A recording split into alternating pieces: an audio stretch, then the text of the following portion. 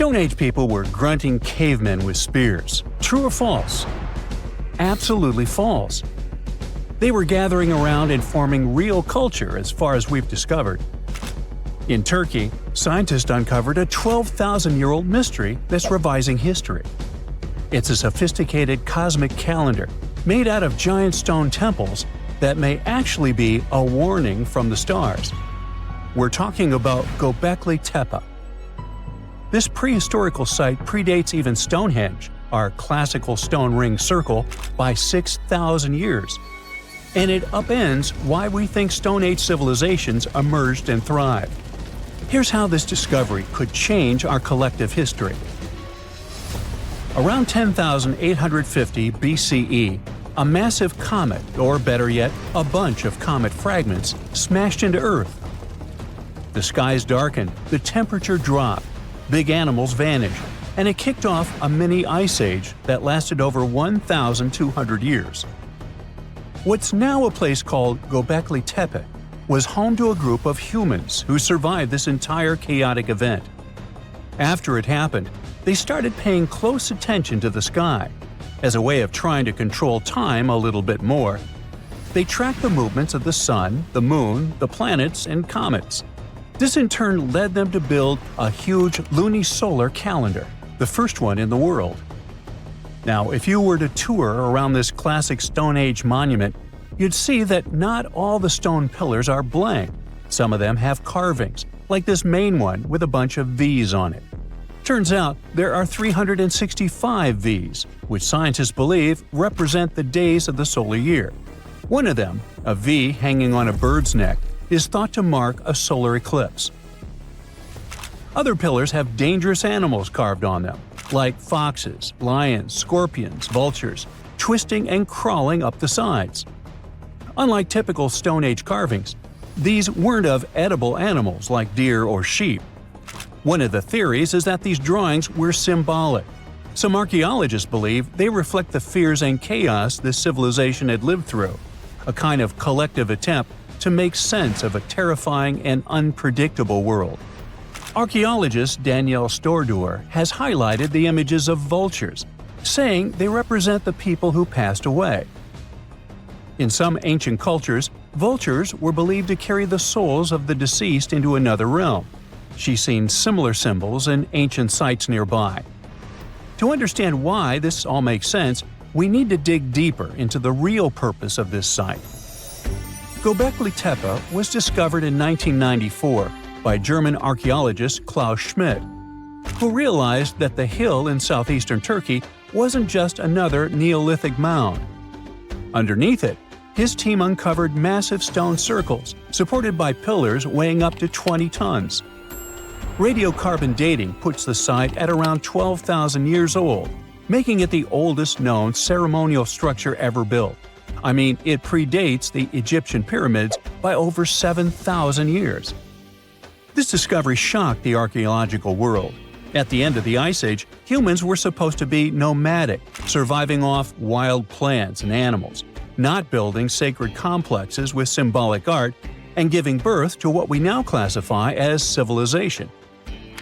We usually think civilization starts with farming, then villages, then crops. But this site suggests something more surprising. Early humans may have come together not to grow food, but to worship. Schmidt found no signs of homes, hearths, or permanent settlement, just stuff used for rituals and gatherings. This has led researchers to believe that spirituality and communal rituals came first and that farming followed.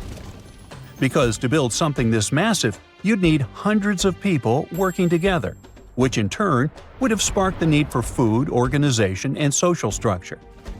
In other words, the temple came first, then the village, then the farm. Now, Göbekli Tepe isn't just stirring debate because it's old. It's because it seems too advanced for its time, and that's where the more controversial theories start to emerge. Some researchers believe the builders of Göbekli Tepe weren't simply primitive hunter-gatherers experimenting with stone tools. They may have been the inheritors of ancient knowledge, remnants of a much older civilization that existed before the end of the last ice age. This idea ties into the Younger Dryas impact hypothesis, a theory that a comet struck Earth around 10,850 years ago, triggering a sudden and catastrophic climate shift. According to this view, the survivors of that event passed down their knowledge through symbolism, architecture, and oral tradition. And Göbekli Tepe could be one of the earliest attempts to preserve that memory. Now, if that's true, then the carvings at this site, especially the animal symbols on the pillars, aren't just decorative. They could be astronomical codes, tracking constellations and celestial events. But one pillar might hold the biggest secret of all. It's called the Vulture Stone, and it's freaking archaeologists out.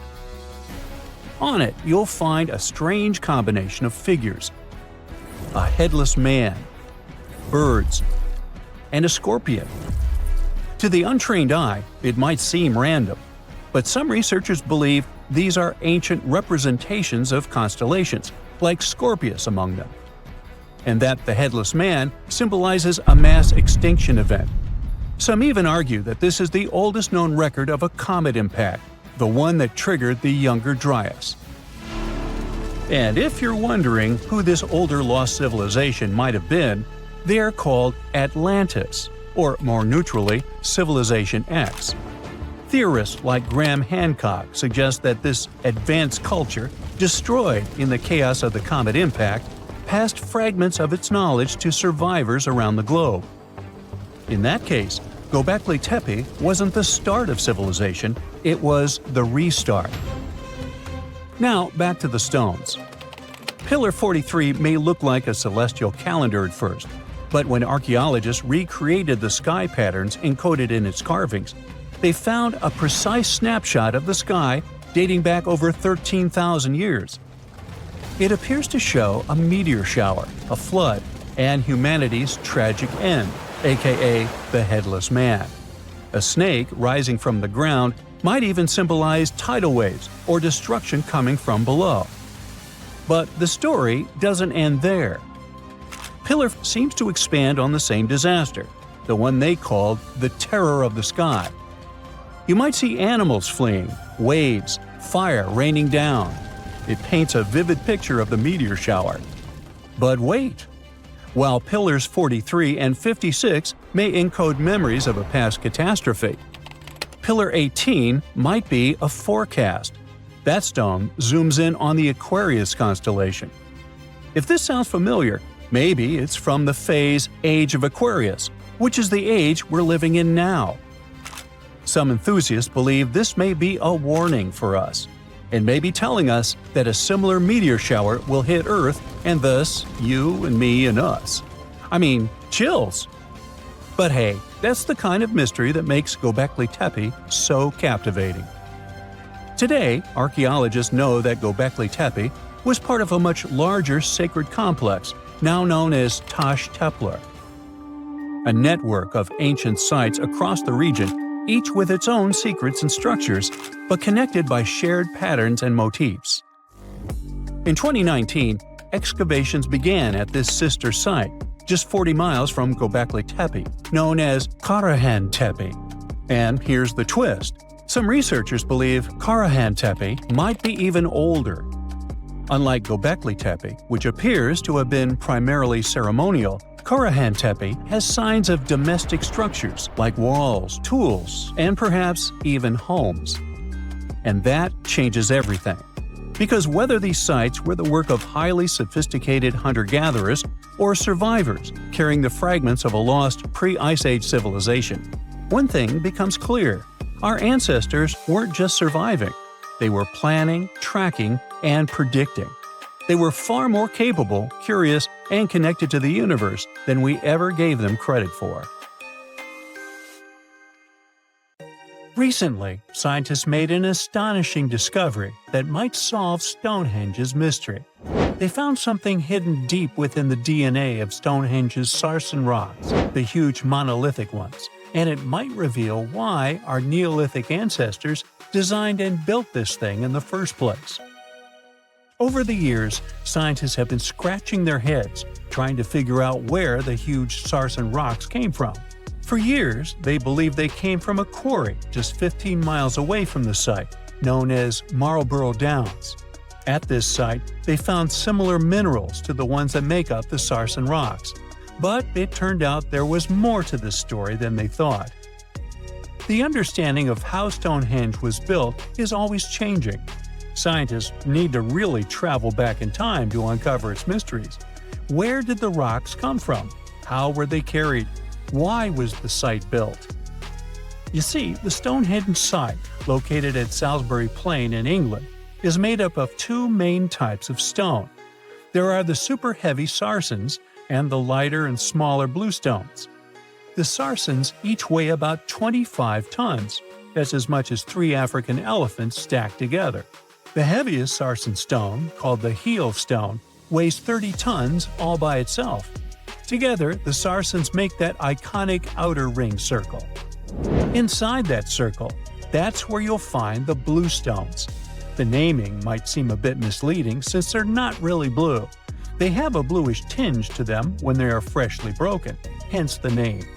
These smaller rocks probably came from the Preseli Hills in southwest Wales, which is about 150 miles away from Stonehenge. They're a bit lighter than the Sarsens, but still pretty heavy. The altar stone, which is classified as a bluestone, is the heaviest one, weighing around 6 tons. Its original location still isn't known for sure. To figure out where a rock came from, scientists first have to study their composition. This is like checking the rock's DNA. Then they cross-reference the structure of the rock with minerals in the soil to see if it's a match.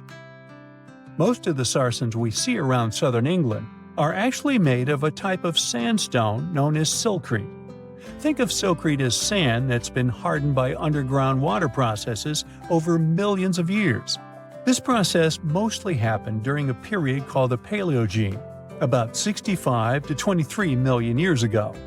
These Sarsen rocks didn't form in one big slab, but in patches, like nature leaving little rock gardens all over the place. Scientists reason the Sarsens spread out randomly, forming in isolated pockets. Over time, many were buried under layers of clay and chalk, which helped preserve them. When ancient builders were on the lookout for materials, these Sarsens must have looked perfect for something impressive like Stonehenge. Actually, Sarsens have been used in everything, from Roman villas to medieval churches, and even in things like road curbs and old field walls. One could say these rocks were the it material for ancient builders, and continue to be popular even into more modern times. This fact made scientists start wondering that maybe not all Sarsen stones that were used to build Stonehenge came from the same place. They've identified Sarsen sites all over the UK, in places such as Oxfordshire and Kent. After hundreds of years of studying the Sarsens, geologists finally had the right type of technology to determine the origin of the stones. Now, I wish I could tell you that it was some undisclosed location very far away from the site. But, as it turned out, the Sarsens were originally from Westwoods, the forest near Stonehenge. A new factor came into play when excavations uncovered empty stone holes, showing that at least 6 bluestone pillars were removed from a Preseli Hills site called Wan Main in prehistory. They had a stone circle over there, and it's believed that some of Stonehenge's rocks were recycled rocks from this more ancient circle. If this is true, it might be that Stonehenge is part of a much larger landscape of ancient sites. If this is the case, then Stonehenge is just the cherry on top of a much larger scale project. Think of it as the sacred centerpiece of an entire landscape of monuments, mounds, stone circles, and things. This is why scientists want to find out where the rocks came from so badly. It could lead to why and how Stonehenge was built. Now, Stonehenge didn't just pop up overnight. It was built in several stages over hundreds of years. It's likely that it wasn't a single unified vision, but more like a big community project that evolved over time. With each generation, the builders brought in their own ideas, creating a stone structure that would last for ages. The The first stage was around 3100 BCE. That's when people dug out a circular ditch and likely set up some bluestones as sort of a starter ring. Later they added the Sarsens and even topped some of them with horizontal stones to form those famous arches you see today, also known as the trilithons. These ancient builders had some challenges on their hands. How would they move the rocks? There's an old theory known as the ice road that suggests that the rocks were moved by natural icy pathways that formed during the winter. This way, they could slide the rocks down all the way to Stonehenge. But hey, if we're talking about a distance of over 100 miles, that's not too realistic. Anyways, this theory was debunked because it was warmer back then than it is today. There's also the river theory, which suggests that the rocks were floated along the river from the quarry to the site. But if we're talking about Sarsen rocks, they're too heavy to float. So there goes that theory. What we're saying is, no one knows how the rocks were moved. Another interesting science tidbit came from all the research done in Stonehenge. A recent laser survey of the stones revealed the different stone working methods used, and has shown that some of the parts of the monument were more carefully finished than others. In particular, the northeast side and the inner faces of the central trilithons were finely dressed. FYI, a trilithon is one of Stonehenge's most famous shapes. It's when two huge monoliths receive a third one on top of them, connecting the two together. This fancy word is simply Greek for having three stones. But anyways, the bigger question, and the reason Stonehenge is so famous, is why it was built in the first place. Theories are all over the place, and some sound like they're straight out of a sci-fi show. So here's a rundown of the most popular ideas. There's, of course, the solar calendar theory. This one supposes that the stones are aligned with the movements of the sun, especially during the summer and winter solstices. During the summer solstice, the sun rises to the left of the heel stone, that's the lone stone outside the main circle, lighting up the entire monument. Some say it's the ancient version of a calendar, marking the year's longest and shortest days. Some archaeologists think Stonehenge might have been an ancient healing center. Pieces of bluestone have been found chipped away, possibly by people who believed they had healing powers. The theory goes that people traveled from all over to come to Stonehenge in hopes of a cure for whatever was ailing them. There's also some speculation that Stonehenge was the place to be. Think of it as an ancient gathering spot. Some evidence suggests that communities from distant areas traveled to Stonehenge for gatherings, feasts, and ceremonies. Studies of bones found near the site show they came from all over Britain, making it a sort of prehistoric meetup location. We all grew up believing that Stonehenge is the world's most ancient observatory, but now it has some serious competition for the title. Nabta Playa was built more than 2,000 miles away in southern Egypt, and thousands of years before Stonehenge and even the pyramids of Giza. In 1973, a Bedouin guide stumbled upon a strange group of huge stone formations while crossing the Sahara Desert. He led American archaeologist Fred Wendorf to the site, located about 60 miles from the Nile. Wendorf's friend and colleague claims the team found the stones while stopping for a bathroom break in the desert. Either way, what they found changed history. At first, Wendorf thought the stone structures were just natural formations. But then it hit him. This area was once a lake, meaning no natural rocks should even be there.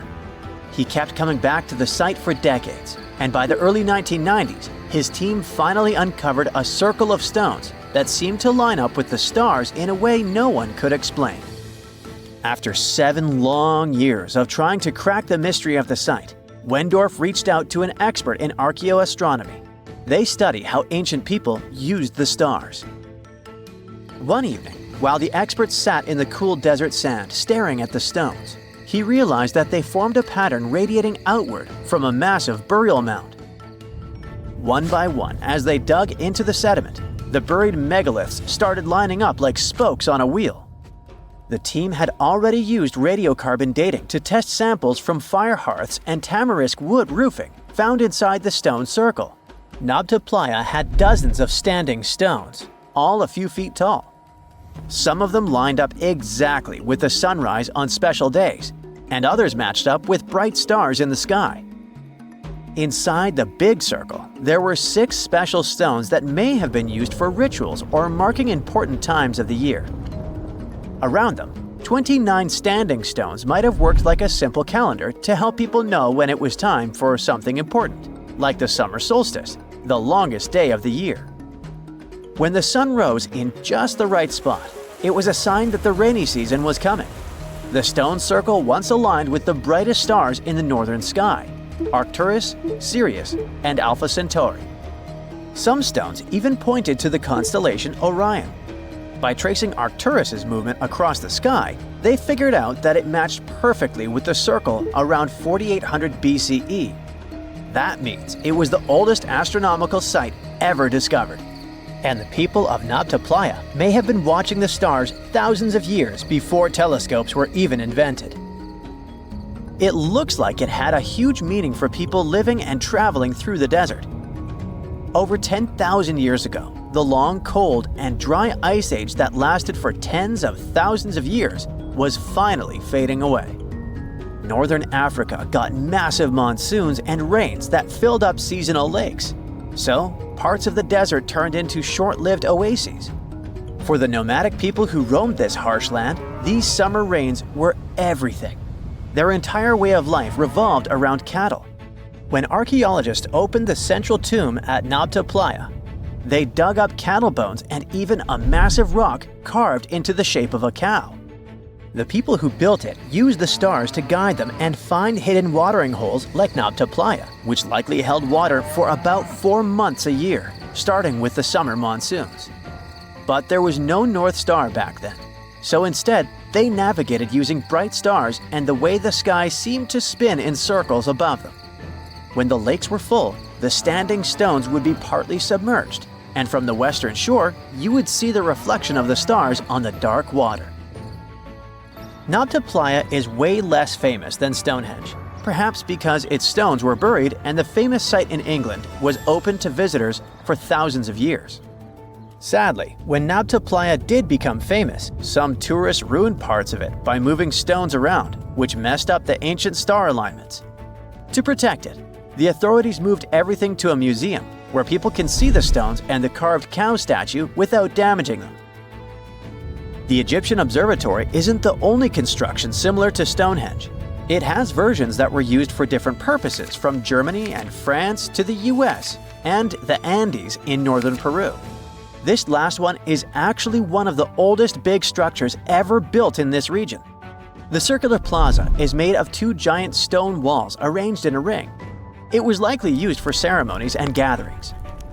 Scientists have carbon dated it to be about 4,750 years old, which means it was built before the Great Pyramids of Egypt and Stonehenge. The plaza had 2 entrances and a special layer of clay, soil, gravel, and charcoal underneath. It was carefully planned and built. Archaeologists also found ceramic pieces, quartz crystals, and gemstones at the site, so it was definitely a special place. People visited it for centuries, but at some point it was sealed off, probably because of changing beliefs and traditions. The most recent discovery was the remains of a large timber circle roughly the same age and with parallels to Stonehenge, all the way up in Denmark.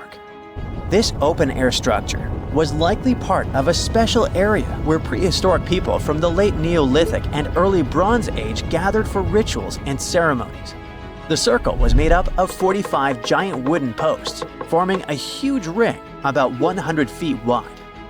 The wood is gone now, but scientists believe tall timbers once stood in the holes and created an impressive wood henge. No one knows exactly what these circles were used for, but archaeologists have found animal bones and food remains at similar sites. So people probably used to gather there for feasts and rituals. In 2024, Scientists found two ancient stone circles from the Neolithic period in Dartmoor National Park in England. Some archaeologists believe they might form a sacred ark. Many of Dartmoor's stone structures were built in a curved shape on the high ground in the center of the area. A long time ago, Dartmoor was covered in forests, so people may have used the high ground as important markers. One of the newly found circles fits inside this ark, but the other one is outside of it, to the north. This could have been an entrance point into the ark. There's also a raised bank of earth near the stones, which looks similar to other famous Neolithic sites, like the Ring of Brodgar in Scotland and Stonehenge itself. This means the people who built these circles may have visited Stonehenge or been inspired by it. Archaeologists in Oman found ancient stone monuments called tralith, which got the nickname Arabian Stonehenge. They were finished about 2,000 years ago, but no one knows for sure who built them or why. Scientists also found stone hand axes that are incredibly old, between 300,000 and 1.3 million years old, from the time when the first humans left Africa.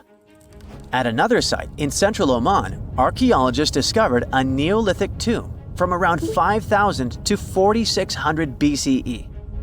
There are two chambers with the bones of dozens of people inside beneath a giant megalithic structure.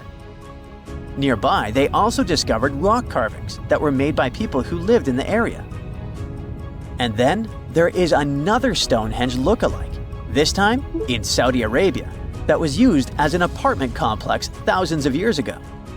Archaeologists discovered a total of 345 stone circles by looking at aerial photos of a lava field. Each circle is between 13 to 26 feet and has at least one large standing stone in the middle.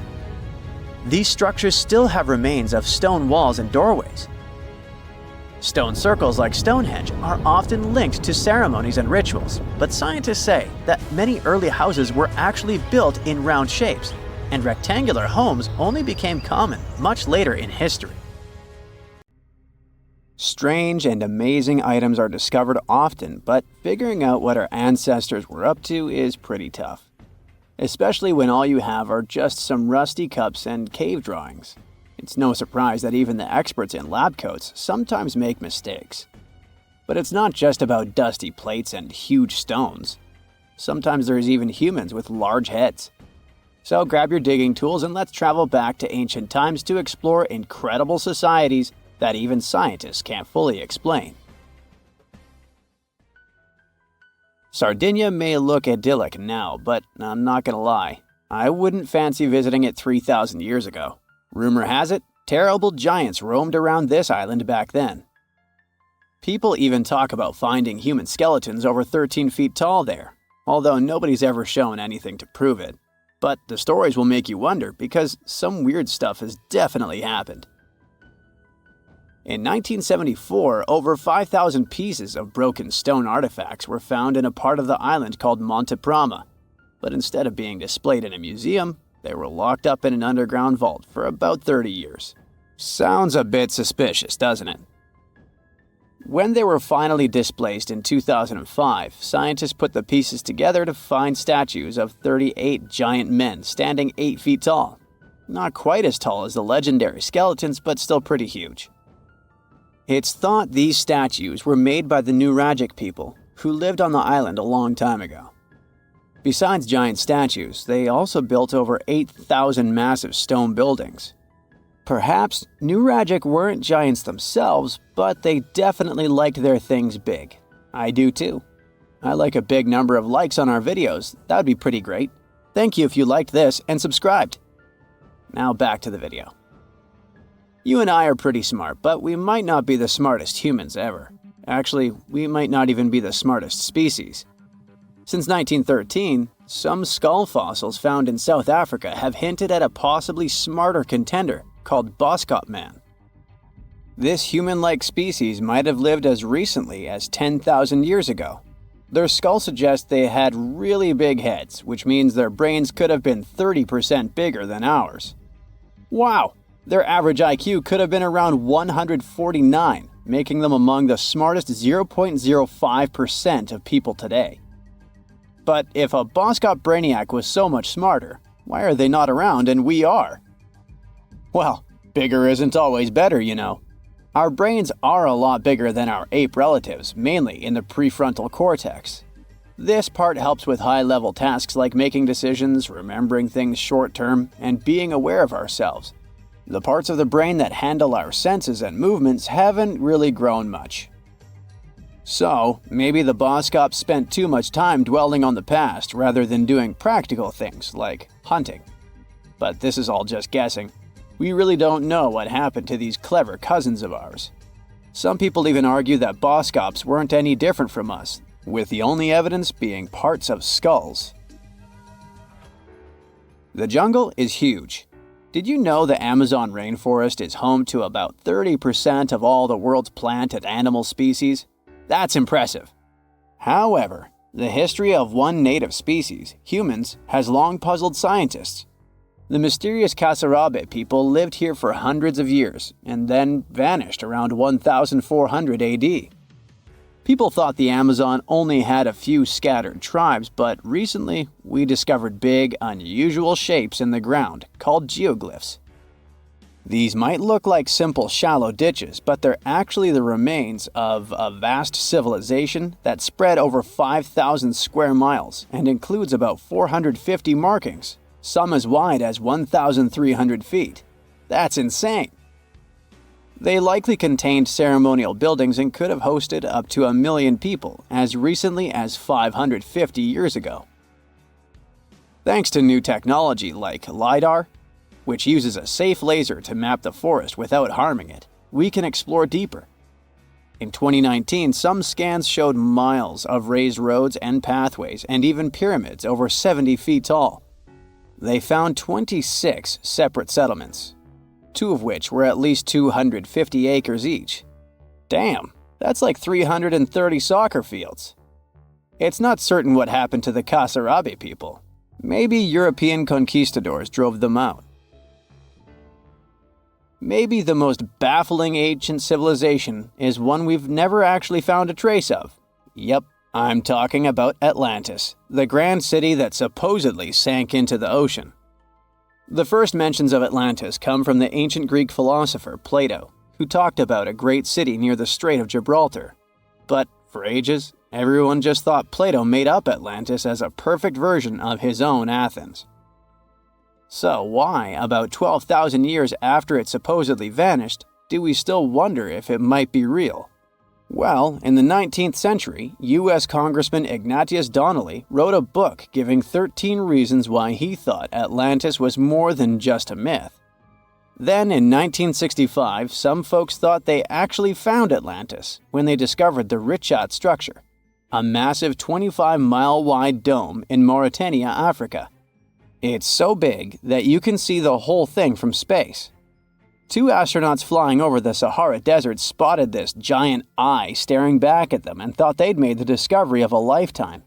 Unfortunately, there's no solid evidence linking this structure to Atlantis. It's believed to have formed from volcanic activity about 100 million years ago. But it does look suspicious, doesn't it? Still, we're no closer to knowing the truth.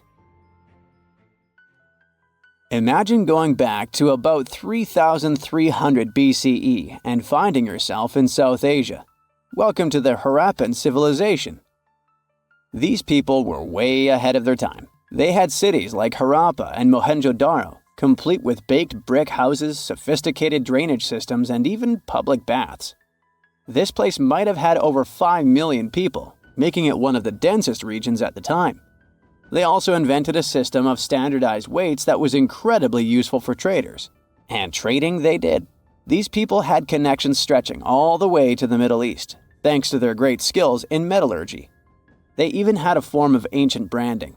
The seals were used to stamp clay on tray goods. Despite being so advanced with a thriving urban life, there's a whole bunch of mystery shrouding their language and script.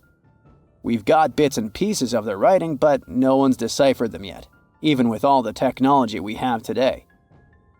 We also still don't know how exactly their society worked. It looks like they didn't flaunt their social status as much as other civilizations. No grand palaces or massive monuments. Instead, their largest buildings might have been granaries. They sure were practical. Unfortunately, all good things must come to an end. Around 1800 BCE, this bustling civilization started to decline, possibly due to shifts in river patterns. As the environment changed, the Harappans packed up, moving towards more hospitable lands. Ever heard of the Minotaur? The beast with a bull's head and a man's body, hunting the bravest travelers in a massive maze. Well, this wasn't just any old tale. It was one of the most popular dramas of the ancient world, and it was inspired by this place, the island of Crete. The Minoans lived here during the Bronze Age. They had stunning palaces, amazing frescoes, and a culture so rich it still fascinates historians to this day. They built places like Knossos, which was so complex with its multi-story buildings and elaborate hallways that it might have inspired the whole labyrinth myth. Their engineering was so ahead of its time that even their drainage systems were more advanced than what many of us have today. Let me know in the comments which of these stories you find the most fascinating, and thanks for watching. Everyone loves a good landmark. The Roman Colosseum, the ancient city of Machu Picchu, the Giza pyramids. But have you ever wondered how it once looked? Way back in the days when they were built? Or even in the time they were covered in ivy and forgotten by humanity? Buckle up, because we're heading on a time travel adventure to the world's greatest archaeological sites. Our voyage begins in South America, deep inside the Peruvian mountains. Behold, the city of Machu Picchu. Machu Picchu is a monument to the ingenuity and power of the Inca civilization. During its prime, the Inca civilization stretched 2,500 miles along South America's coastline from modern-day Ecuador all the way down to Chile. And Machu Picchu was located at the heart and center of it. The historic site was constructed at around 7,000 feet above sea level, more or less around 1450 BCE. The gated city consisted of around 150 buildings made of stone. The Incas managed to build temples, houses, and even a complex aqueduct system to irrigate the entire town. And yes, they did all that without the help of wheels or any instrument made of iron. The housing model is somewhat similar to stone houses we see nowadays, with the difference that the Incas didn't use any cement to stick together the blocks of stone. Yet, they fit seamlessly on top of each other. Not only that, the Incas must have developed a rudimentary yet effective anti-earthquake technology, since, in the event of a quake, the rocks would shake without falling out of place. If Machu Picchu had been built today, it would have cost over $70 million to finish the entire thing. The purpose of the site is still a mystery to many historians. Theories suggest that it could have been built as a ceremonial site, a safety base for the Inca people, or even a retreat for royalty. What we know for a fact is that in the 16th century, 100 years after Machu Picchu was built, its population abandoned it, with tree roots taking over the majority of the site and keeping it hidden from humankind for over 4 centuries. It wasn't until the 20th century that the world was reintroduced to Machu Picchu when a Peruvian farmer led Yale University professor Hiram Bingham III to visit the site. Since then, Bingham and many other explorers dedicated their lives and research to studying the archaeological wonder of Machu Picchu. Now, for the next stop on our time-traveling vehicle, the city of Pompeii in Italy. Pompeii has crowded our collective imagination for many years. The eruption of the Mount Vesuvius volcano in 79 AD and the destruction of an entire city is hopefully not something that will happen again. But I bet you're wondering, what did Pompeii look like on its last day? It took 18 hours for Pompeii's streets, markets, houses, and forums to be buried under millions of tons of volcanic ash. Thanks to some clever scientists, we discovered that the lava and ashes that covered Pompeii on its very last day actually helped to freeze the city in time. Different from ice, the cloud of ashes did not preserve the city intact, but as the items disintegrated over 2,000 years, they left voids under the earth. Archaeologists found that if they filled these voids with plaster, the shape of the buried city would soon reveal itself. And that's exactly what happened. Of course, It was nothing like the bustling city of 12,000 people that had existed for many years before the fateful eruption. Pompeii was a vibrant and rich municipality. The site's ruins revealed that many areas of Pompeii boasted impressive houses, some with balconies, which was a sign of great wealth at the time. And, believe it or not, even some artworks survived the eruption. Archaeologists found well-preserved frescoes and murals of mythological creatures, all indicating that members of the high society lived there. Ruins show the city even had thermal baths and showers made with luxurious materials. Oh, and apparently, the people of Pompeii had amazing teeth. Yes, archaeologists could see even that tiny level of detail from the plaster molds they recovered from underground. Still in the Italian territory, we find one of the world's biggest tourist attractions, the Roman Colosseum. It was built as an amphitheater during the reign of Emperor Vespasian, around 70 AD. It wasn't until 80 AD that Vespasian's son, Emperor Titus, inaugurated the Colosseum. The monument was something to behold, with 157-foot-tall walls, over 80 entrances, and the capacity to host 87,000 people. All social classes and groups were welcome at the Colosseum, and this partly explains why it flourished for so many centuries. During the decline of the Roman Empire, around the 6th century AD, the Colosseum started being neglected and abandoned. The monument was looted, and some of its columns and stones were used to build infrastructure elsewhere. Only 1/3 of the original Colosseum still remains, and if it's big now, imagine what it once was. Greece was home to one of the world's largest empires. At the height of this empire, literally and historically speaking, more or less 2,400 years ago, the Greeks built a citadel known as the Acropolis. The Acropolis, which is composed of historical buildings, is considered to be one of the biggest landmarks of Western civilization to date. Tourists that visit the capital city of Athens today may be faced with yellowish and broken pillars of the Parthenon standing way up high in one of the city's hills. But way back when it was built, between 447 and 432 BCE, the imposing and majestic Parthenon was purely white, as the entire monument was built with gleaming white marble. The statues inside were made of gold. The Parthenon is a 23,000 square foot temple held up by 69 marble columns. The largest blocks of marble are massive, weighing around 10 tons each. And the most surprising fact is that the marble didn't come from Athens, but from a nearby site that stood 10 miles from the Acropolis, known as Mount Pentelicon. Historians intrigued by where the primary material for building the Acropolis came from found tiny and big blocks of marble all scattered around the floor of Mount Pentelicon. There was also a paved road that the Greeks had built to carry the rocks around. But perhaps the most impacting monument of all times is located at the heart of the Middle East, outside the Egyptian city of Cairo. The pyramids are considered one of the 7 wonders of the ancient world. The Giza Pyramid Complex was built as a tomb for the pharaoh Khufu around 4,500 years ago. Between 20 to 30,000 people took part in the construction process. It's composed of 3 pyramids. The massive monument is made out of approximately 8,000 tons of granite and over 550,000 tons of mortar, which gives it the appearance it has today.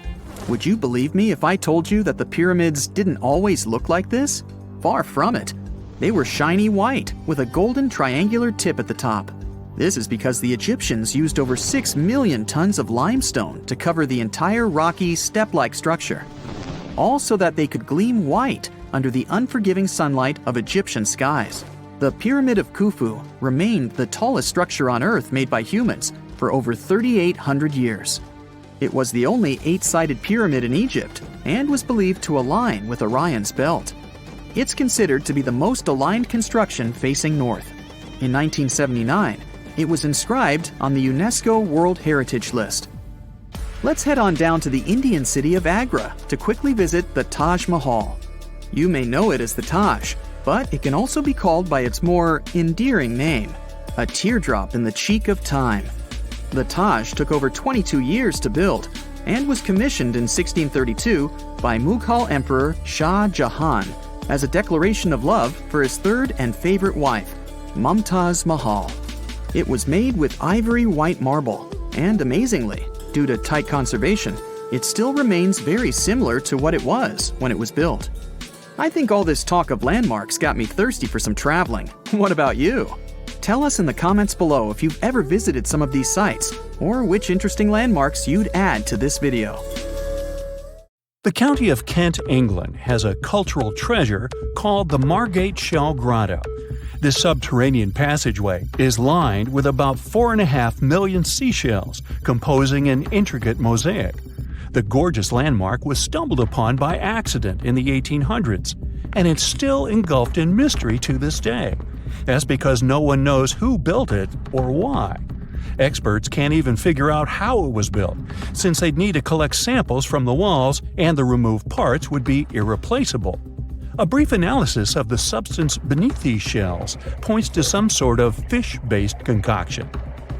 Some believe these walls were designed by some sort of evolved ancient civilization. Others describe the Margate Shell Grotto as belonging to either Egyptian, Roman, Indian, or Phoenician architecture. One other potential explanation is that the masterpiece was a personal project of an eccentric Victorian aristocrat. Now, the Roman Colosseum used to be nearly twice as large as it is today. However, it did not survive in its full form throughout the ages. Let's look at some of the history surrounding the Colosseum to piece the story together and how it managed to be scattered around town. The construction of this building began in 70 CE under Emperor Vespasian. Is that where Vespa comes from? Ever since it first opened, it was home to lots of activities and shows, featuring the mighty gladiators and a large array of exotic animals. And we'll leave it there. Its architectural glory started to dim down in 217, when a fire struck the upper parapets and much of the building's interiors. It took a whole century to finish the repairs for the damages, but the first form of the Colosseum would be gone forever. The downfall continued with an earthquake that affected southern Italy in 443. At this point, a big part of the Colosseum's outer ring was damaged. After the Siege of Rome, which happened in 472, locals met hardship, so a lot of them had to rely on selling pieces of limestone from the ancient Colosseum. Its most devastating blow came from another earthquake, which happened in 1349. This is when the south side of the building completely collapsed. That's when it started to look more like the building we see today in the Italian capital. However, the pieces of stone that were shaken off from the Colosseum were used to rebuild some other famous landmarks in Rome. So, if you just think about it, the missing part of the Colosseum isn't missing at all. It's just been repurposed, scattered around the city. Official efforts to preserve the Colosseum started around the 17th century and have been developing ever since, culminating with the massive Roman building being named one of the 7 wonders of the world in the 21st century. Now, the Colosseum may be the most famous, but it's certainly not the only ancient amphitheater worth mentioning. Continuing the list is the Amphitheater of El Jem, which dates to around 238. You'll find it in the small Tunisian town of El Jem. History connoisseurs may know El Jem as one of the best preserved Roman stone ruins in the world. It stands at about 100 feet tall and has the capacity to host around 35,000 people. No list of important ancient sites is complete without mentioning the glorious city of Pompeii in Italy. A massive eruption of the Vesuvius volcano covered the entire city in a considerable layer of volcanic ash. Luckily for us, though, what was left underneath that layer was very well preserved, and it's been studied ever since its discovery in the 1800s. Pompeii was originally inhabited by the Oscan tribe long ago, but it was then transformed into a colony during the ages of the Roman Empire. It has some of the best preserved villas, baths, shops, and even residential buildings. Tourists can also walk across paved streets and see artworks like sculptures, mosaics, and wall paintings. Now, when visiting Peru, most people head over to Machu Picchu. But let me tell you a little secret. Machu Picchu is not that ancient, as it's estimated to have been built in the 15th century CE. If you're looking for something a bit older, the ruins of Caro, also situated in Peru, might be a better choice, as it's one of Southern America's oldest urban areas. No sign of brutality was ever found here in this area, so archaeologists suggested that this place was home to a peaceful society. It's believed they used commerce to make ends meet, and they also enjoyed music. That's because one of the most significant discoveries made here at this site was the impressive collection of musical instruments, which featured 37 cornetos made of animal bones, like deer and llama. Another 33 flutes were found here, which were estimated to date as far back as 2170 BCE. The ruins of the ancient city of Pella in Jordan date back to over 6,000 years ago. They are also a notable example of advanced societies that have been long gone, as it features ancient theaters, Roman baths, and a fountain house. What makes this location even more important is the fact that archaeologists believed it has been populated ever since the Stone Age. The ancient theater of Fourvière is a secluded gem hidden in the French city of Lyon. Archaeological data estimates it was built over 2,000 years ago, and it offers a gorgeous view of the city. Able to seat about 10,000 people, this ancient theater is home to the famous Nuit des Fourvières, a music festival. Now, back in Greek and Roman times, it was called Heliopolis, or the City of Sun. These days, Baalbek features a temple complex that's home to two of the biggest Roman temple ruins, the temples of Bacchus and that of Jupiter. Should you want to visit it, you'll need to head over to eastern Lebanon, where these temples are wonderfully preserved to this day. We do know they date back to about the 2nd or 3rd century. The Ellora Caves in India are said to date back as far as 600 CE, and they stretch across more than a mile. Located in the state of Maharashtra, here's where you can visit a rare array of 34 temples, which were intricately carved out of the mountainside. They're filled with delicate works of art like paintings and sculptures. The so-called Cradle of Humankind is home to the oldest record of humankind's history. It's found near Johannesburg in South Africa and features some of the oldest hominin fossils ever discovered. Here you can find roughly 40% of the world's human ancestor fossils. One interesting fossil is that of an Australopithecus africanus called Mrs. Please, who's estimated to have lived around 2.5 million years ago. Fun fact, they even let you have a wedding here. Another temple complex that goes back to the 10th century is Kol Kir, and this one is in the jungles of Cambodia. The journey to reach this ancient site is not easy, and most tourists prefer to use tuk-tuks, a 3-wheeled taxi to get there. The most important monument here at Kol Kir is named Prasat Tham.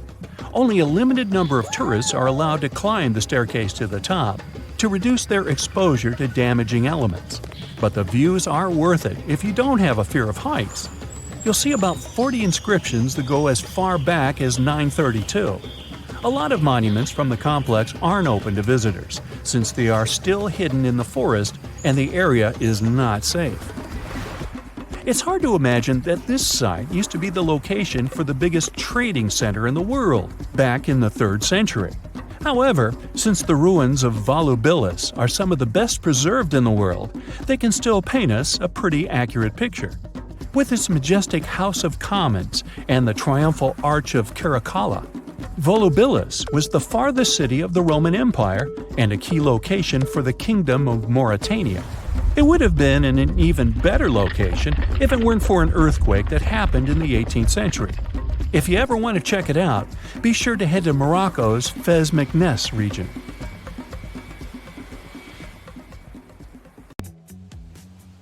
Hey, if you think Stonehenge is one of the oldest stone monuments ever, well, let me introduce you to Göbekli Tepe. Buckle up, we gotta travel to Turkey to meet this really old guy. Yeah, he's too old to travel. Jokes aside, Göbekli Tepe, an archaeological site located in southeastern Turkey that dates back to the Neolithic period around 10,000 BCE. It's considered to be one of the oldest and most significant archaeological discoveries in recent times. The site consists of a series of circular and rectangular structures made of stone pillars. Yeah, it does look like its younger brother Stonehenge. Some of those pillars are decorated with intricate carvings of animals and other symbols. Now, you may be wondering, hey, why on earth did they make such a fascinating building? What was its purpose? Sorry, I got no answer for that. The purpose of the site is still unknown, but it is believed to have been a ceremonial center for the ancient people who lived in the area. The discovery of Göbekli Tepe has challenged long-held beliefs about the development of human civilization, as it suggests that complex societies may have emerged much earlier than previously thought. Okay, pack your stuff, our travel's just started. Next destination, Masada. It's an ancient fortress located in Israel on a plateau overlooking the Dead Sea. Hey, look at that view, spectacular, huh? It was built by King Herod the Great in the 1st century BCE, and it was very smartly built. Within the fortress, there were various facilities such as storehouses, barracks, a palace, and a set of cisterns capable of holding approximately 40,000 cubic meters of rainwater. People living there believed that the collected runoff from a single day's rainfall could provide sustenance for over 1,000 individuals for a period of 2 to 3 years. Access to the fortress was limited to 3 steep and winding paths leading up to fortified gates. Still, at one point, the fortress was occupied by people who had fled Jerusalem after the city was captured by the Romans. They held out against the invaders for several months, but eventually they were defeated. But these guys didn't surrender. The story of Masada has become a symbol of resistance and bravery. Today, Masada is a popular tourist attraction and a UNESCO World Heritage Site. The next flight is going to be short. We're popping over to Egypt to see the Karnak Temple Complex. It's a vast ancient Egyptian temple complex located in the city of Luxor, Egypt. It was built over a period of 2,000 years and covers an area of more than 200 acres. The complex is dedicated to the worship of the deity Amun-Ra. Wait a minute, that should be Amun-Ra, and it was one of the most important religious centers in ancient Egypt. The Karnak Temple consists of several temples, chapels, and other buildings, including the Great Temple of Amun, the Temple of Khonsu, and the Temple of Ptah. Ptah! The Great Temple of Amun is the largest and most impressive temple in the complex, with massive columns, statues, and other decorations. One of the most famous features of the Karnak Temple complex is the Avenue of Sphinxes, which is a long avenue lined with Sphinx statues that leads from the entrance of the complex to the Great Temple of Amun. Another notable feature is the Hypostyle Hall, which is a massive hall with 134 columns that are over 70 feet high. The Karnak Temple complex is a popular tourist attraction and a UNESCO World Heritage Site. It's considered one of the most important archaeological sites in Egypt and provides a fascinating glimpse into the religion and culture of ancient Egypt. Hey, we can't hop on the next flight and leave Egypt until we see the Pyramid of Djoser. It has another name, by the way. It's also known as the Step Pyramid. This ancient Egyptian site is located in Saqqara. It was built during the 27th century BCE for the pharaoh Djoser by his architect Imhotep, who is considered one of the most important figures in Egyptian history. People believe this pyramid is the first monumental structure built entirely of stone and is an important example of early Egyptian architecture. The pyramid originally stood at 203 feet tall and was surrounded by a complex of buildings and courtyards. It was constructed in 6 layers, each smaller than the one below it, giving it the distinctive step-like appearance. The pyramid was used as a burial place for Pharaoh Djoser and was surrounded by a vast necropolis that contained the tombs of many other important officials. The Grateful Dead? The Pyramid of Djoser has several renovations and additions over the centuries, including the addition of a limestone casing that covered the original step structure. However, much of the pyramid was destroyed over time, and today only the central core remains. Despite this, it remains an important archaeological site and a popular tourist attraction in Egypt. Alrighty, we're ready to move on. There's one more pretty recent discovery we gotta see today. The Tower of Jericho was only discovered during excavations in the 1950s and 60s. It's an ancient stone tower located in the city of Jericho in the West Bank. Just like Göbekli Tepe, this one is believed to be one of the oldest stone structures in the world, dating back to approximately 8000 BCE. The tower stands at over 28 feet tall. It's made up of two main sections, an inner tower and an outer tower, which are connected by a series of stairs.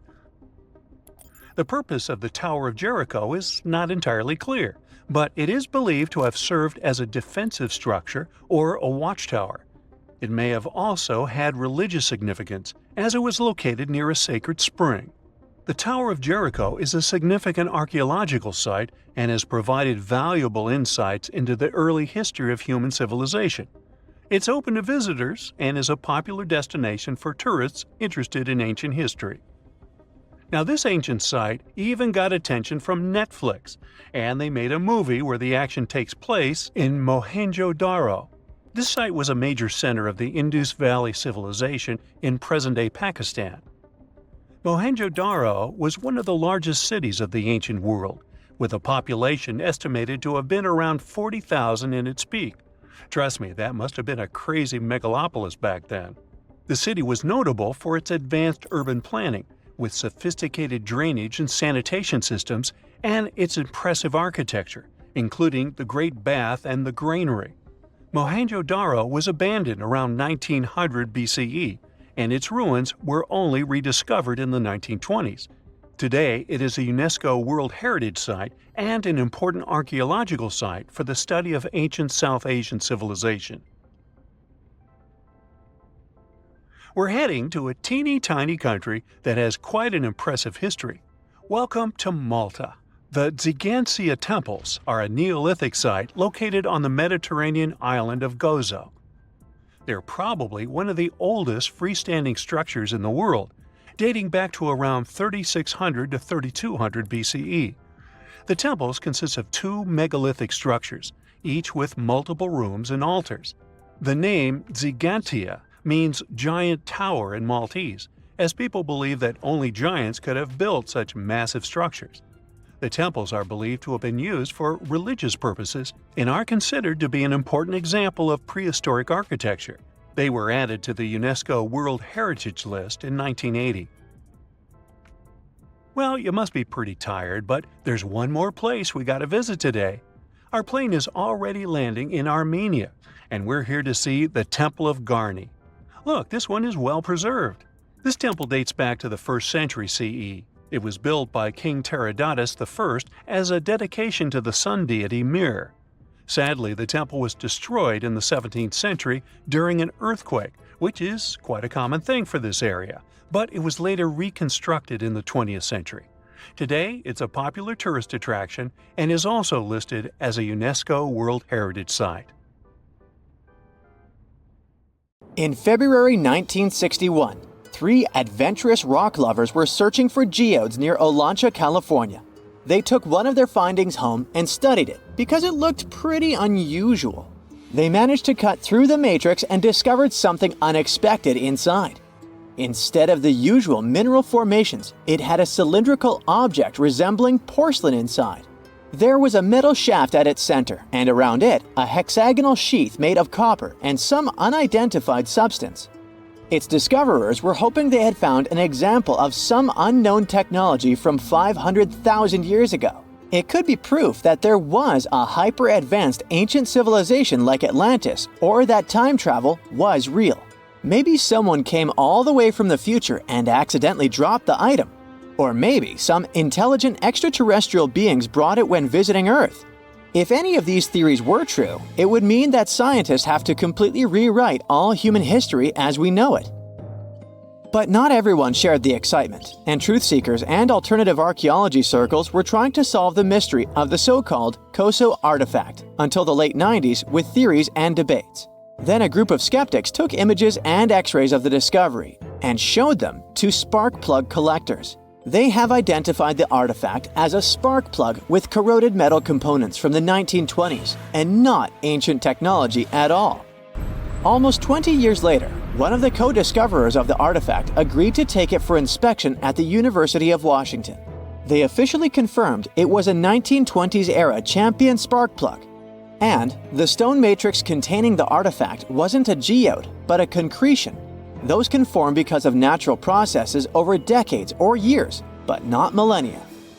The Koso artifact is a good example of an out-of-place artifact, which is a thing in pseudo-archaeology.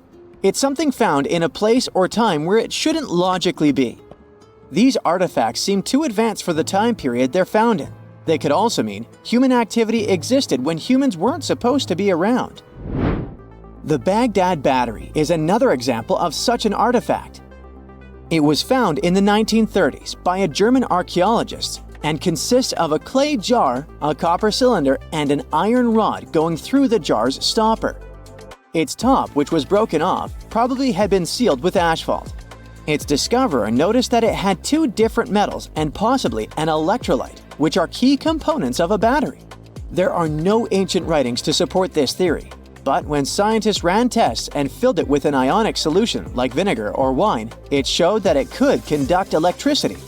If it really was a battery from 2,000 years ago, it might have been used in ancient medical practices, or even embedded in statues to make it look like they were buzzing to impress people. Kionich, who found it, believed it was used for electroplating, a process for coating metals. Even if it was used as a battery, the Baghdad artifact could only produce a small amount of energy, around 1 volt of electricity. So, some people believe it was used as a storage container for sacred scrolls. Back in the 1930s, a couple stumbled upon something strange while walking along Red Creek in London, Texas. It was a piece of wood sticking out of what looked like an ancient rock formation. Around a decade later, their son, who was really curious to find out its secret, decided to crack open the rock and found a surprisingly modern hammer inside. This discovery caught the attention of Carl Bau, a young Earth creationist who claimed the rock surrounding the hammer dated back to the Cretaceous period. He saw it as evidence against evolutionary theory. After some investigation, scientists proved that the rock was not as ancient as it seemed. Geological processes have just encased the modern hammer over time, so it wasn't evidence of humans coexisting with dinosaurs like the Flintstones, as some hoped. It was just a case of a miner dropping his hammer centuries ago and nature doing its thing. A Chinese archaeologist supposedly stumbled upon some caves that seemed to serve as a burial ground for small beings with big, oval heads. Alongside these remains, there was rock art depicting figures with round helmets, the sun, the moon, the earth, and stars connected by groups of pea-sized dots. They also found over 700 mysterious stone discs etched with spiral grooves. Things got even weirder when these discs were sent to a Chinese professor who claimed the grooves were actually written characters. According to his translation, the discs told the tale of Dropa visitors from another planet who had crashed their spaceship on Earth about 12,000 years ago and had tried to live among us until they were hunted down by locals. But there's no concrete evidence that any of this actually happened. The story was first published back in the 1960s in a couple of articles, but it all seemed a bit fishy. None of the people involved, the archaeologist, the professor, or even the university they supposedly worked at, seemed to have left any trace in the records. And while there is a group in Tibet called the Dropka, they're fully human, not extraterrestrial visitors, and there's no solid proof that the Dropa stones exist at all. In a remote part of China, there are some bizarre pipe-like formations known as the Beigan pipes. A local explorer found them back in 1996, protruding from Mount Beigan and along the shores of Tosan Lake nearby. Some people thought they were the work of ancient guests from other planets.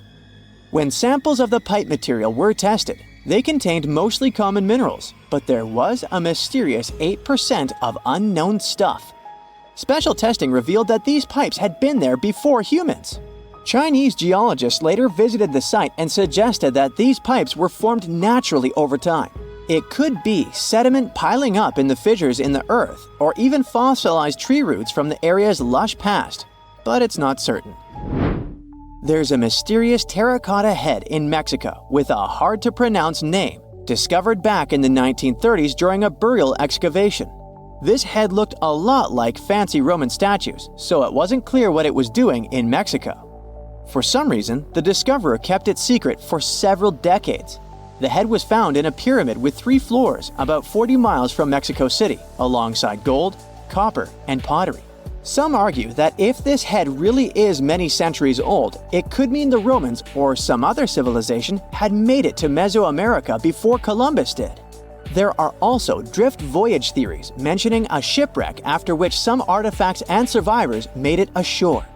Some suggest that this figurine head was a little souvenir brought over by the Vikings. But there's no solid archaeological proof of the Vikings meeting the folks in Mesoamerica. There are some artifacts floating around, but none of them have been stamped as undeniable evidence of pre-Columbian contact, so the mystery of how this head ended up where it did remains unsolved. While digging a trench along a river in Romania, workers found a wedge, which is now famous as the aluminum wedge of Ajud, or the object of Ajud. Right next to it, there were some mastodon bones. Those distant relatives of elephants lived 11,000 years ago, so the wedge is probably of the same age. The cool part is that it's made of aluminum, a metal not even discovered until the 1800s. This material requires serious heat to produce. The wedge is also covered in a thick layer of oxide that's been sitting there for hundreds of years. Some folks believe this wedge must have crash-landed here on a spacecraft from some other planet. Some scientists think it's all a hoax, and others suppose it might be a human-made object with an unknown purpose. I bet you've never heard of the legendary oasis of Zerzura. This ancient city is said to be hidden somewhere deep in the Sahara Desert, and its discovery could mean unimaginable riches and untold secrets. According to an anonymous 15th century Arabic guide, the key to unlocking the city lies in the beak of a bird carved on the city gate. Zerzura might not be as popular as Machu Picchu or the pyramids, but that just makes it more mysterious. Legend has it that Zerzura is built around this big oasis somewhere in the desert west of the Nile. Apparently, it's made out of white stone and has all these luxurious houses and gold decorations. The story goes that a scribe wrote down the account of a traveler who stumbled upon Zerzura while looking for his lost camel. At one point in his journey, the man got caught up in a sandstorm, where he got separated from the rest of his group. The traveler kept wandering in the desert for days, and then, out of nowhere, 2 men showed up and guided him to the city of Zerzura. The traveler described this city as an oasis filled with little birds and made out of pure white stonework. The city is also said to be guarded by giants. In 1835, an English Egyptologist named John Gardner Wilkinson mentioned the city in one of his books. He spoke to a man from Egypt who found the city by accident after days of wandering through the desert. He mentioned some ruins, unusual stonework, and a large oasis surrounded by palm trees. The man even gave some instructions on how the city could be found, indicating that it might be in the western desert of Egypt. But here's the kicker. Even though a group of explorers went out to find Zerzura, they didn't succeed. At the same time, they did stumble upon a bunch of previously unknown oases. In the early 1900s, numerous expeditions were sent to find the city, including one with a fleet of Ford Model A trucks. But, alas, none were successful. Others say Zerzura did exist at one point, but not anymore. It's possible it was swallowed by the desert. It's believed that back in the day, the Sahara Desert was actually green. Scientists even found traces of ancient rivers that flowed through the area 100,000 years ago, creating green corridors across the desert. But Zerzura might have never been real to begin with. Maybe it only existed in the minds of people, a figment of their imagination as they were struggling in the African desert. For thousands of years, people have been obsessed with the hunt for another lost city, Atlantis. But if this place really existed, where on Earth, or under the sea, could it be? According to Plato, Atlantis was an actual place, and it was supposedly located somewhere in the Atlantic Ocean, near the Strait of Gibraltar. But how did this mythical city become synonymous with a perfect, paradise-like society? Well, you can thank Ignatius Donnelly for that. The American writer published a book in 1882 where he outlined 13 hypotheses about the existence of Atlantis. Donnelly truly believed that this lost city was where ancient humans lived in peace and joy for centuries.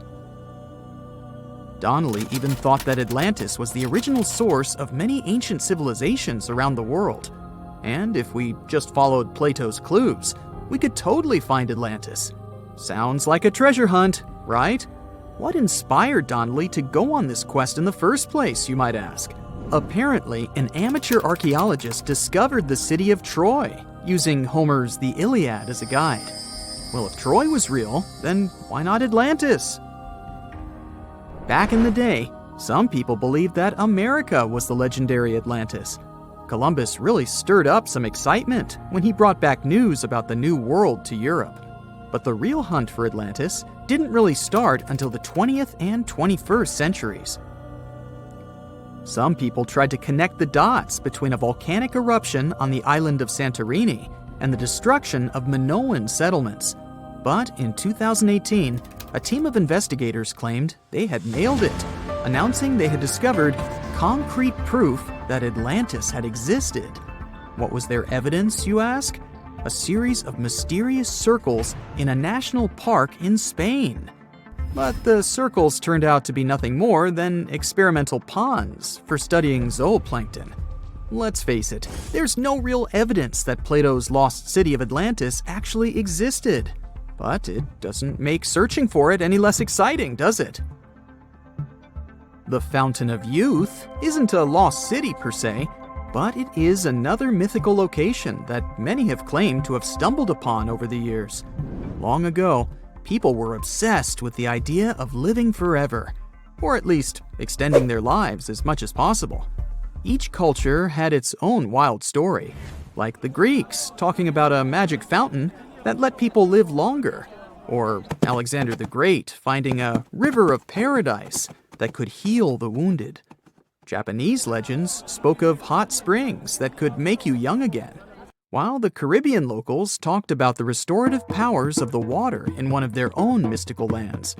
Explorers searched far and wide for these magical waters, but nothing. Probably the most famous of all was the story of the Spanish explorer Juan Ponce de Leon, who thought he'd found it in Florida. Now, Ponce de Leon was quite a character. He sailed with Columbus and became an important figure in the area now known as the Dominican Republic. He found gold in Puerto Rico and even became the island's administrator. But when the ruler of Spain decided to replace him in his duties, he got upset and decided to explore Florida, looking for gold and the elusive Fountain of Youth. He explored the Bahamas, but sadly, he didn't find any gold or magic water. He did, however, make his way to Florida. He explored the coast and even discovered the Gulf Stream. Unfortunately, his last expedition didn't go well, and he was wounded. But the legend of him searching for the Fountain of Youth lived on. Even though historians don't think he was really looking for the Fountain of Youth, thousands of people visit the Fountain of Youth Archaeological Park every year to try the sulfur-smelling water. It's the oldest attraction in Florida, which has been around since the 17th century. Some say the water has unusual properties, but I'll leave that up to you to decide after you visit this place. Norse mythology has its own mysterious land called Thule. It's said to be somewhere between Scandinavia and Iceland, where the sun barely shines and the cold bites hard. The folks there survive on a diet of millet, herbs, fruits, and roots, washed down with a grain and honey brew. As for its exact location, scholars can't seem to agree on it to this day. The legendary ancient Greek explorer Pytheas was said to be the first to stumble upon Thule during his quest for tin mines. He sailed his way up north, passing by Scotland, and after 6 long days of sailing, he reached Thule. The people there, according to Pytheas, were quite primitive. But that's no surprise, since they were just simple farmers living off the land. They showed Pytheas where the sun set on the shortest day of the year. They also told him that in winter, the sun never rose at all, and in summer, there was no night. For many years, historians have been debating the true identity of this mythical land of Thule. Some say it's Iceland, while others claim it's Norway. A little bit of progress has been made recently with the help of a team of researchers. If their findings are correct, Thule might be the elusive island of Smola. That's farther south than any of the Norwegian islands that were on the list of contenders. It may be too soon to celebrate, but it does look like Thule has finally been found. Whenever you hear about ancient ruins, you almost never picture them being suspended somewhere, or just randomly hanging on the branch of a tree, right? In fact, for most of the ancient artifacts we have exposed in museums all over the world, archaeologists did quite an impressive amount of digging. You see, buildings have this funny way of fading away over time if not properly taken care of. Sometimes we need to reuse some building materials, so an older construction may be sacrificed in the process. Other times houses are abandoned, and once they are exposed to the elements on the surface, like rain or sunlight, they don't really stand a chance. Some just simply crumble away due to good old erosion. So the only way a piece of architecture can survive the test of time is if it's somehow gotten buried deep down. Now, how did they end up buried in the first place? Well, it's quite the comedy of errors. Ancient cities had a habit of gradually raising their ground level like a kid adding toppings to their ice cream sundae. You see, these settlements were always busy collecting food and building materials to keep up with their ever-growing population. But hey, who has time to deal with waste and rubbish? It wasn't exactly high on their to-do list back in the day. So when it came to building new houses, ancient civilizations found it much easier to save their sweat and tears by piling up the rubble and constructing right on top. But that's not all. Rivers would also occasionally flood and deposit a layer of sediment on the city floors, further encapsulating those ancient constructions. And in those dry regions like the desert, where the wind likes to show off its sand and dust dance moves, you can bet it was a constant struggle to keep the establishments clean. One hilarious example is the Sphinx, which had its head buried in sand until a group of archaeologists unearthed it in 1817. Some ancient towns eventually got covered up because they were completely abandoned. With less human activity to control their expansion, plant seeds couldn't resist the opportunity and sprouted all over the place. They gobbled up carbon dioxide from the air and grew, adding more and more bulk to the ground. Those cheeky roots even decided to stabilize the soil made from decaying plant matter, creating layers upon layers of earthy goodness. It's like the ultimate DIY project Mother Nature embarked on, with plants as her loyal helpers. The act of digging into the secrets of ancient civilizations is not just about unearthing a lost world. It's also an epic quest to reveal the hidden treasures beneath layers of history. But how do archaeologists know where to dig in the first place? If everything is covered in layers upon layers of sediments, debris, and plant roots, they must have some sort of system they rely on before embarking on a new project, right? For starters, they're not always the ones suggesting an archaeological dig in a certain location.